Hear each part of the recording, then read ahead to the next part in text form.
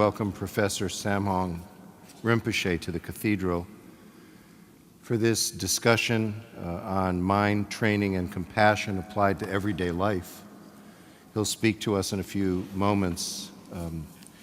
You don't need me to tell you he's a distinguished scholar, and his multilingual capacities and his efforts to be fluent not only in language but in science, in things religious and things interreligious, cross-cultural. His important work on study of and authoritative teaching with regard to Gandhi. All of these have impressed so many for so long. He is actually a young man in terms of his energy and passion, and if you don't know that, you're about to witness it. And it has been important to all of us that he's also been engaged in this remarkably fruitful enterprise of trying to understand the mind. I mean, it's fascinating, especially, frankly, as someone who does not purport to be any kind of expert in Buddhism or even meditation, frankly, but to see how right people have had certain elements of this, the core elements of how the mind really works and its relationship to what it means to be fully human and our capacity to connect what we say we value and what we mean to do with what actually happens in our lives. And so sadly, at a time when other people, religious or suggesting they're religious, are, among other things, discrediting science.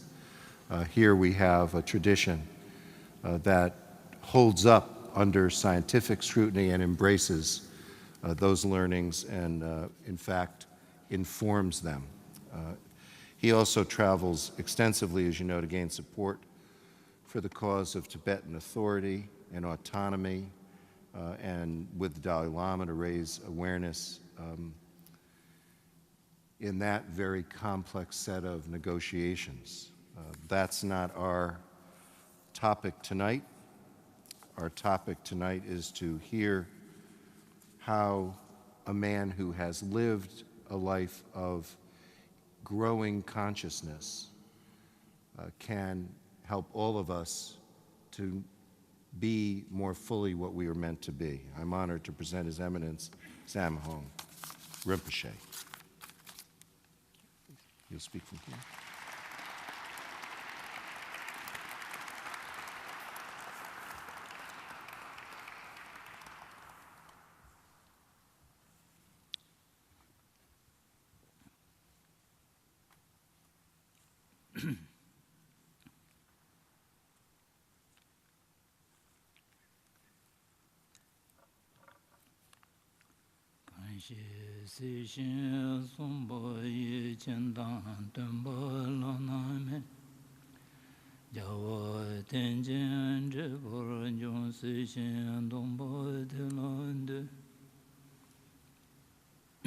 Most Reverend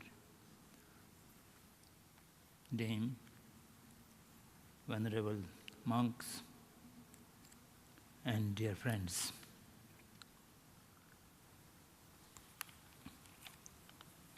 I have been asked to speak this afternoon, mind training and compassion applied to everyday life.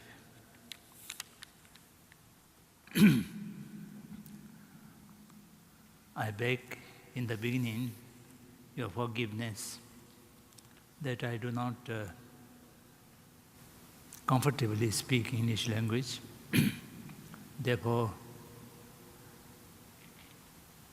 my vocabulary is very limited, and sometimes I do not able to express myself fully. So please bear with me. Apart from that, today my voice is also not very good. I have lost the voice partially since this morning.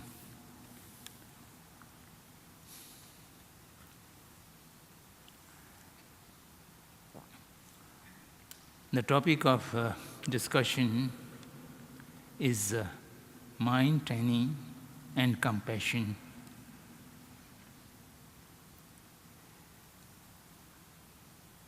To understand the mind is the first requisite to train it, and there are many different concepts of mind. From the Buddhist viewpoint, the mind has a number of different categories and layers. On the one hand, we might categorize the mind, the gross mind, the subtle mind, and the subtlest mind. Within the concept of consciousness, that means a potential to knowing or potential to perceiving external subjects or matters, that is called as mind, which is operating the person. What is a person? What is an individual? The concept of individual is a combination of mind, body, and speech. In the Buddhist terminology, this is called as the three doors of action. The body and speech is under the command of mind, and that mind has a number of different parts or portions, which is at the subtlest level, it's stainless, clear, and nothing contamination is entered into its nature. But it's a gross level, this mind is polluted or clouded by numerous negative emotions or concepts, a thought process. You can categorize the mind into two groups, the positive mind and the negative mind. Or, on the other way, it can be categorized perceiving mind and conceiving mind. The entire conceiving mind is within the category of thought forces, as we usually say. The thought is always dealing with the image, and the perception is always dealing with the reality.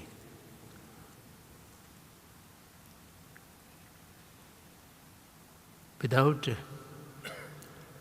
recognizing, identifying one's own various levels of mind, then to train the mind may not be an easy job.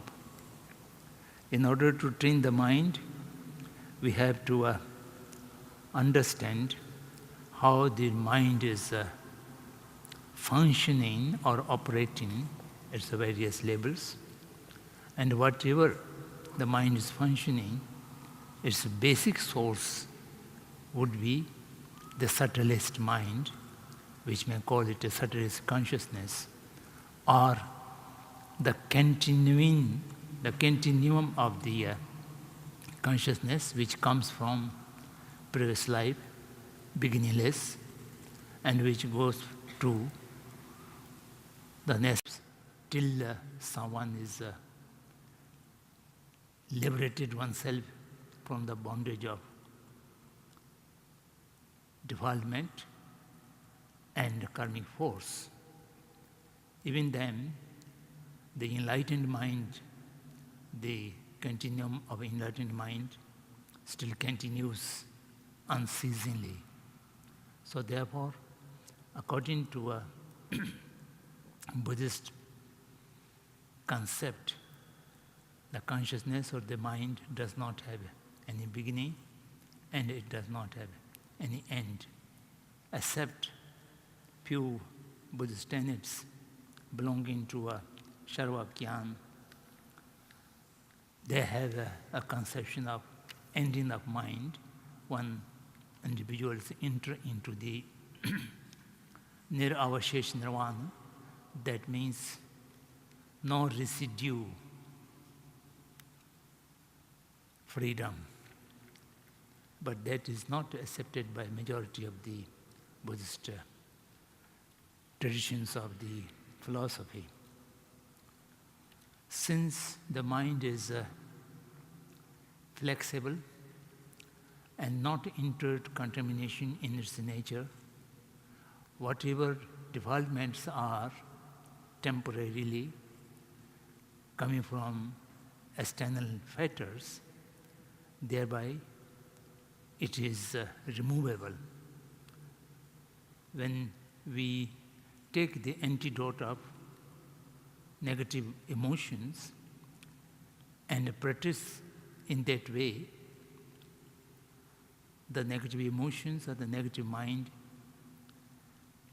can be reduced, suppressed, and finally can be eradicated. For the eradication, perceive the ultimate truth. The ultimate truth means the real nature of the entire phenomenon, how things exist. With the help of name and thought, without any inherent existence of by its own nature, or the wideness of existing by its own nature independently, that is the ultimate reality. When you perceive this ultimate reality, then the source of entire negative emotions are completely eradicated.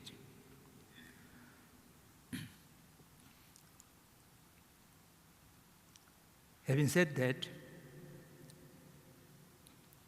what are the basic methods of training the mind? For training the mind, there is a process of learning, examination, and meditative state of mind. At the first level, we need to understand the nature of mind and its negativity and the antidotes of the negativity that shall have to be learned either from hearing from the masters or teachers or reading from books or literature. And this is the first stage of accumulating information, that is understanding from hearing. In Sanskrit we call it Shrutimay Gyan. Understanding inculcated or created from learning or hearing or reading at the stage of receiving the information. That receiving information need to be Tibetan Buddhism has been divided into two, Shukin and non-Shukin.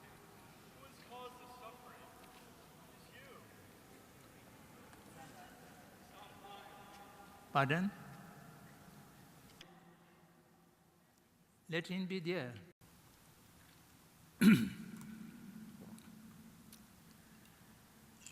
I could not hear his question clearly, but I think he was saying that Tibetan Buddhism has a Shruti or no Shruti. I don't understand what he is referring to, no Shruti. All the religious tenets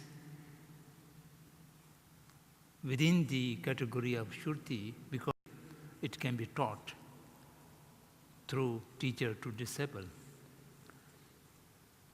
I was referring the process of training the mind at the first level to the accumulation of information through reading or through hearing, and that is the first stage of understanding, and it is within the category of thought process or knowledge level. And that knowledge has to be examined through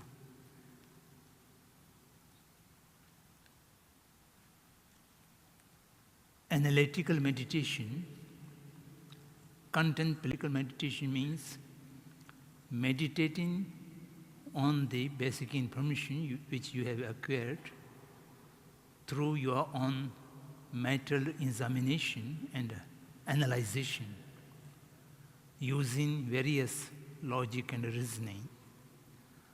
Then you reach to a stage of inner realization, adhigam. That inner realization means that what you have accumulated the information at the level of hearing is either correct or incorrect, real or unreal, truth or untruth, and what kind of modification should be done, so on and so forth. Then the second level of understanding, the chintaning my gyan, that means understanding acquired from your own analytical meditative mind. And that is a knowledge which can be considered as authentic, reliable. Only the understanding acquired from the hearing or from reading may not be reliable or authentic. Buddha have repeatedly said that you don't believe because Buddha have said it.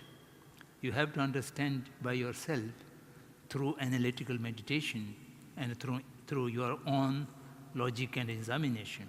This is the real level of understanding from where it begins, that cultivation of mind or training of mind real begins, because the understanding acquired from hearing alone does not make to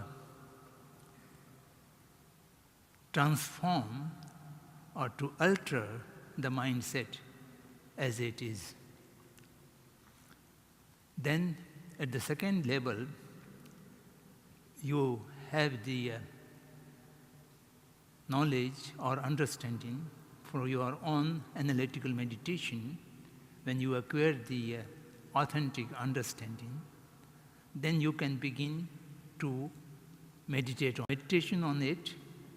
You will achieve the real perception of the thing, whatever the phenomenon, whatever you are analyzing through the analytic perception of it.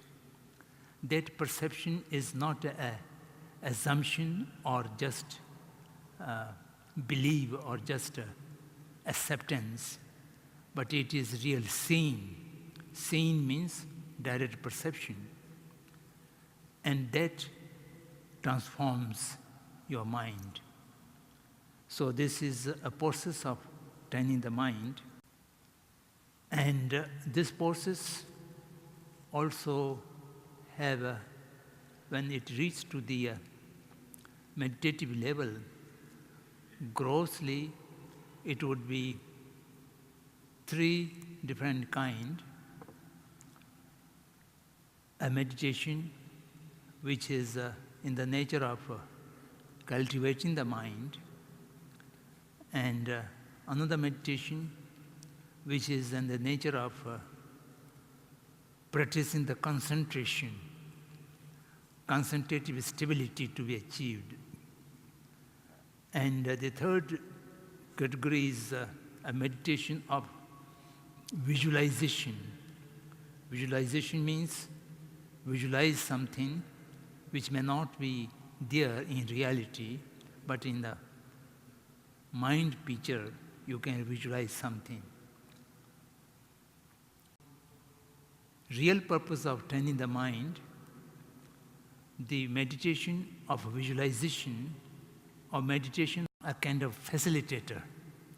The real meditation you have to do is the nature of cultivation. Nature of cultivation means you have to rely on much more on the analytical meditation than the concentrative meditation. Your mind is in nature pure and uncontaminated, but temporarily your mind is diluted with hate, anger, lust, greed, attachment, and so on. All these negative emotions might happen, and it always arising to a default real. And the cultivation means are opposite of compassionate mind, love, and nature of emotion. Particularly, the compassionate mind is being distorted or being destroyed or being kept away by a feeling of hate and anger. All the conflict and all the violence and all the problems are arising, and if we are able to transform or alter or train the mind in a positive way, all these problems which we are facing day to day would be completely avoided. Eradication of all these problems and the source of problem. So therefore we need to cultivate in our mind a compassionate emotion in order to achieve such compassionate mind. We have to go through a systematic method of training the mind. The mind which is completely conditioned through sources, might be through education, through habits, and through a negative environment, and mostly the system in the society which conditions our mind.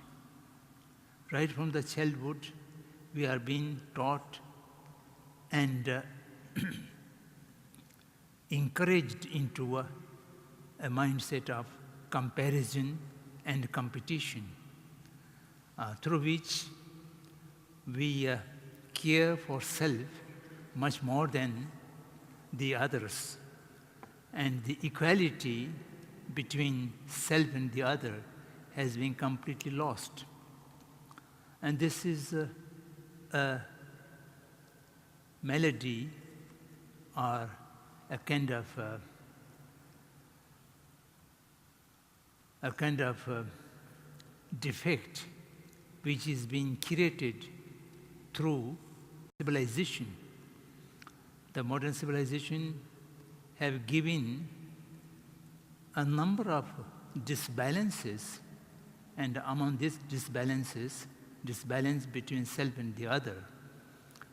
And unless until you understand the equality between the self and the other, you will not be able to achieve the caring the others more than the self becomes most difficult. So, in the process of training the mind to cultivate into compassion, understand the equality, to cultivate, to create in your mind, to see or to understand, to internalize the reality of the equality of all the. In the modernity, we talk about equality, particularly in the political system, or so we are always looking for a kind of equality. And this equality does not give you the perception of real equality. The concept of political equality is, at most, it can give equal among the equals. The real equality among the unequals, apparently unequal individuals or sentient beings, not so easy. And here we have to educate the mind, train the mind to see the real equality on the two basic grounds. We are equal in one particular thing, that is to wish and do not wish for misery and pain. Even a smallest insect and the biggest animals like elephant or the most intelligent human beings, no one is willing to invite pain and misery. And everyone's looking for peace or pleasure. So this is basic nature of all conscious people or sentient beings. So this is one ground of equal of all. And the other ground of equality is each individual, right from the smallest insects to the most intelligent individual human beings, they are potential achieving enlightenment and freedom. Each one has the seed of Buddhahood, if I speak from the Buddhist terminology. Everyone has the potential or the possibility to achieve omniscient mindset or the Buddha nature. There's no single sense of this potential. So on that basis of potential, all the sentient beings are equal. So on this basis, we have to realize that all sentient beings are equal and there's no differentiation. Then thereafter, our mind approach to the rest of the sentient beings, the approach of equality to all. Upekkha bhavana. Upekkha bhavana does not mean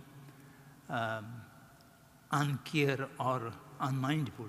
Here upekkha bhavana means to treat or to approach each sentient being without any distinction, without any near or far, without any dear and undear, without differentiation, friends or enemies.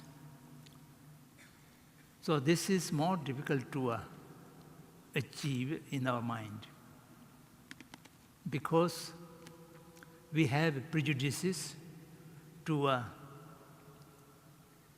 all other beings when we deal with the other sentient beings. If we see some relative, some friend, some very close associates, we feel happy and have a mindset of attachment to those people. And we see someone who is not friendly with us, and particularly unenlightened people do have advantage. And when we see enemies who have harmed to one person, or who have did some undesirable or injustice things to oneself, we feel very much hate and anger to that person. And when we see someone is unknown, unfamiliar to us, we just have, without any happiness or unhappiness, without any attachment or detachment. So, three different others, we have three kind of approach that distorts our mind to have an approach of equality, and through which a compassionate mind can be evolved for everyone. Compassion does not mean a love or a kind of good feeling for any individual. The Buddhist terminology, compassion means a mindset which is pervasive to all sentient beings.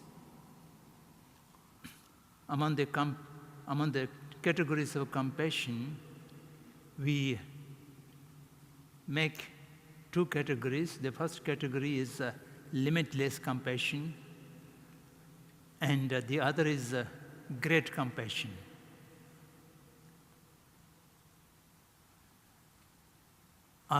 Parmiya karuna, mahakaruna. The great compassion is mahakaruna. That is a variation for Buddha nature, and which makes the person as bodhisattva. Karuna, a compassion which still do not have the power to take its fold the entirety of the sentient beings, but it is not to a limited sentient beings. Limitless sentient beings have been taken to the object of compassion or the kindness. That is limitless compassion. Then it goes equal to karuna. So therefore, we mind not to differentiate any sentient being distinctively, differently. Equal attitude to all need to be developed.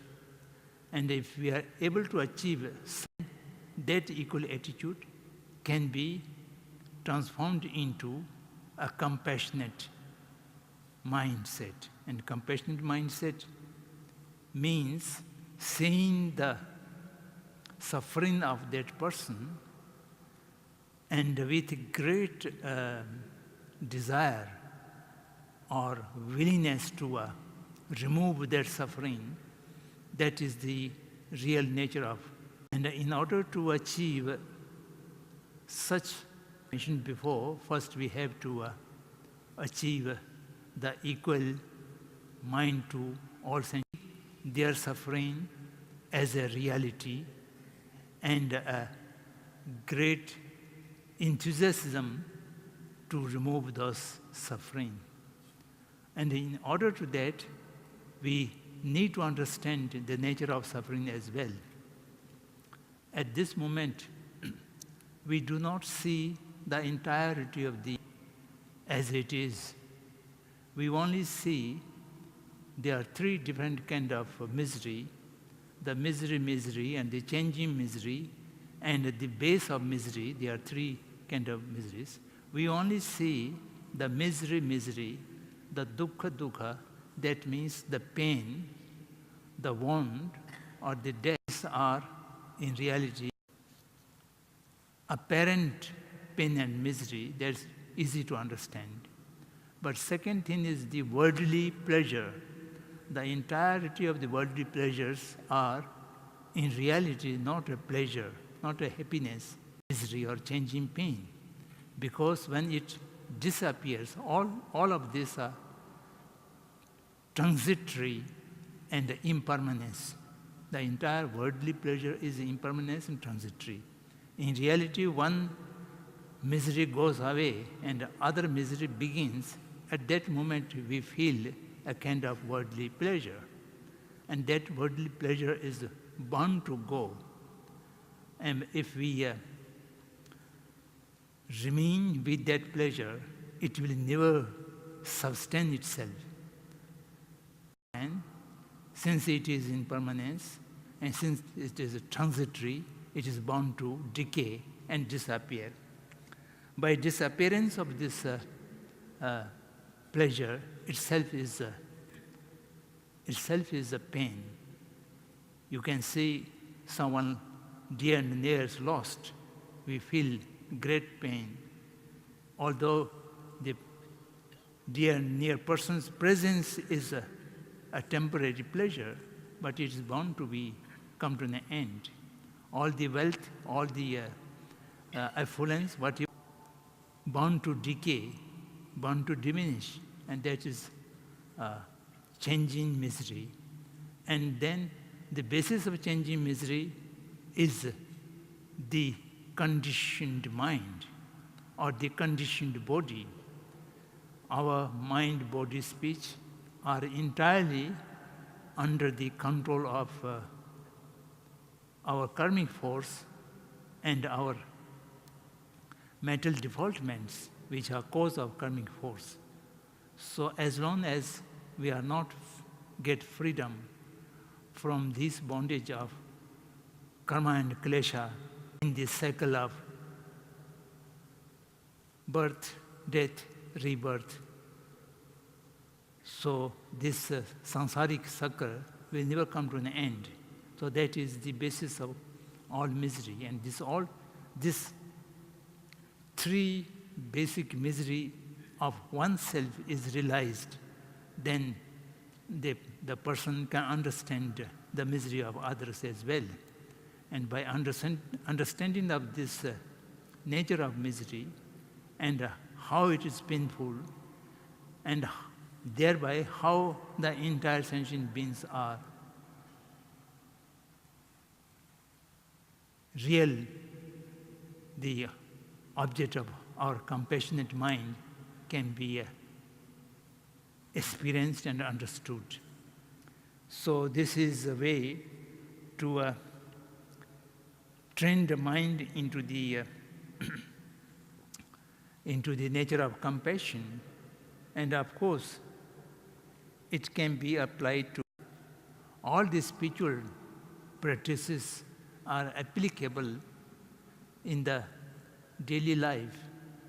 Any person who begins a spiritual journey shall have to be combined the daily living and spiritual journey.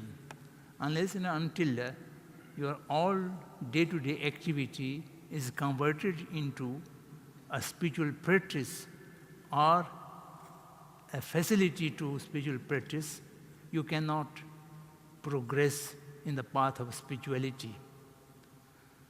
It's therefore all the daily activities, it may be social engagement, it may be serving the family, or it may be performing the larger universal responsibility, whatever it may be. For example,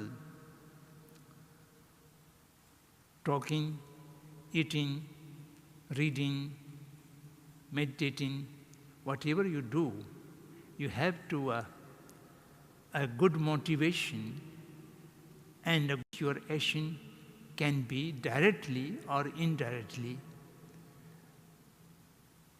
helping or assisting to the cultivating of greater compassionate mind or in positive emotions, So each vocal, physical, and mental activities shall have to be watched through a mindfulness, a consciously prepared mindfulness. That means all your physical work and mental action or mental activities should not occur without noticing or noticing too late. So if you are able to watch day-to-day leading the life or activities which are completely under the observation of your greater awareness. Greater awareness means you do not do anything unawarely. That awareness is difficult to cultivate, and it also needs the 3 stages of training by which you will be able to achieve to remain aware or awake. That awakeness will be an observing mind. That observation will not miss any single point of your daily living or your activities, and thereby you would remain always mindful and conscious, and by which all the negativity can be reduced and eliminated, and all the positive can be developed or increased. Training of mind into compassionate one does not come in few days practice. It shall need to a permanent process of practice throughout the life, and perhaps it will continue life after life, and many births may be used for achieving the great compassionate mind. And once you achieve the great compassionate mind, you are in the path of a non-believer.